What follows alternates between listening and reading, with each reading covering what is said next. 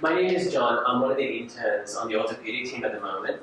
Look, we've got a new arrival coming up from ED. I was hoping just to chat about his medications. Yeah, sure, John. Tell me about the patient. Look, he's a 78-year-old male from an aged care facility. He's had a recent fall. Now he's got a hip fracture and he's awaiting a NOF.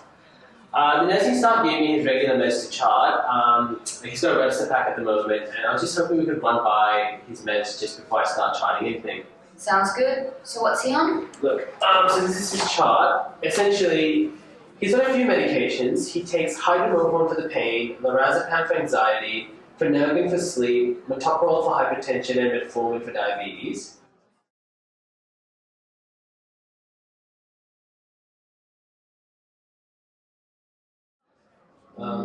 Yeah, that is a list of strong medication. Several of them could have potentially contributed to his fall. Yeah, I was thinking the same thing actually. I was also a bit concerned about how he's going to cope in the after-hours phase, just because he's got a lot of risk factors for delirium, such as he's over the age of 65, he's been admitted for a surgery, no less it's a hip fracture and enough, and he's also from an aged care facility. I also had a quick look at his previous discharge summaries as well. It seems like he's had an episode of delirium in the past. Any surgical admission is at a higher risk of developing delirium.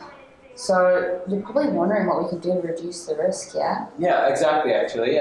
Look, he's going to come back from surgery. He's going to have a catheter. He's going to have a bunch of anesthetics on board, and he's most likely going to be in a lot of pain. I think we just need to have a solid plan on board, just so it's a bit easier for the overnight team to take care of him in case of any acute fluctuation. Yeah, I totally agree. It's so much easier to get on this before it gets out of hand. I've had my fair share of after-hour pharmacy shifts, and trust me, managing a delirious patient is not fun. Right. So what do you reckon we should consider withholding? Well, if Mr. Anderson is going into theatres today, then I think we should probably withhold a few. Let's have a look. He's on hydromorphine for pain, lorazepam for anxiety, Phenergan for sleep, metoprolol for hypertension, metformin for diabetes. Okay. My first thought is the hydromorphine. Opioids and benzo are notorious for causing delirium, especially in older patients. We should probably start this patient on regular paracetamol. I'm surprised he's not on it already. It really makes me wonder what the indication for hydromorphine is. Do you know? Yeah, he told me that it was prescribed to him about 3 months ago by his doctor at the aged care facility. But so basically what happened was he had a trip and he hurt his ankle. But the funny thing is, the pain went away after a week, but he kept taking it because the nursing staff kept giving it to him, and he didn't want to upset them at all. Yeah. Honestly, this is kind of sounding like we need to ask the doctor to reassess the need for continuing it. We may also need to change his pain relief for the surgery and document a clear plan on discharge for weaning opioids. I think Mr. Anderson should be taking regular paracetamol.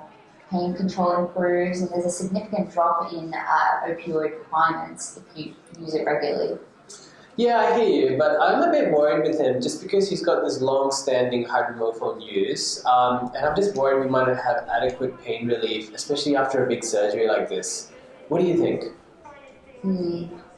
Well, if we're stopping the hydromorphine, I'd recommend prescribing PRN, oxycodone for breakthrough pain. You're right about the pain. The patient is going through a major procedure, and the pain is going to contribute to the delirium.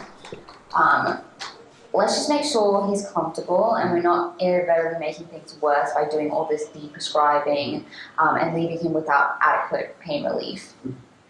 Okay, that's actually a great point. I guess it's easy to forget sometimes that both pain and the medications can cause delirium. And it's okay to have a fine balance to work through both. So we'll regularly assess his pain, and we'll do some 4ATs twice a day just so we can track his cognition over time. Look, I want to talk to you about the lorazepam as well, because you said we should consider stopping it.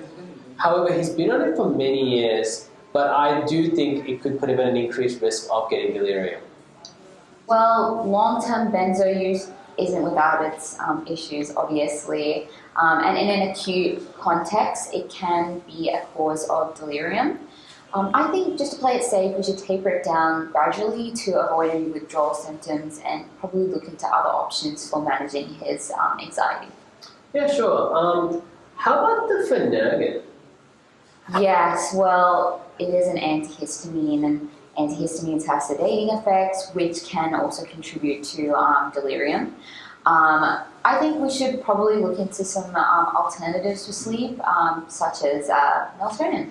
Yeah, okay, that makes a lot of sense. Look, are we too concerned about the metoprolol or the metformin? Okay, well, I wouldn't be too concerned. They're less likely to be the cause of any delirium.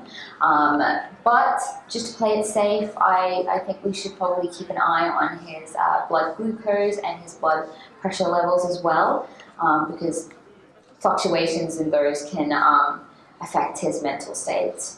Yeah, all right, cool. So look, I think that makes a lot of sense. We'll just go ahead and update his medication regimen. I'll stop his hydromorphone and his lorazepam, and I'll switch his Finnegan to melatonin. And I think we'll just keep an eye on him, just assess his pain and anxiety levels, and see how we go from there. Yeah, sounds good. I'll also update his medication orders and make a note on his charts, but we should probably also inform the nursing staff about the changes, the reason behind them, just so they can also monitor them a little bit closer. Well, thank you so much for your time, Jane. I really appreciate it. I'll just go and have a chat with my reg about the plan, but I think it's more than reasonable. No problem, John. Happy to help. Let's hope these changes help prevent a situation later tonight.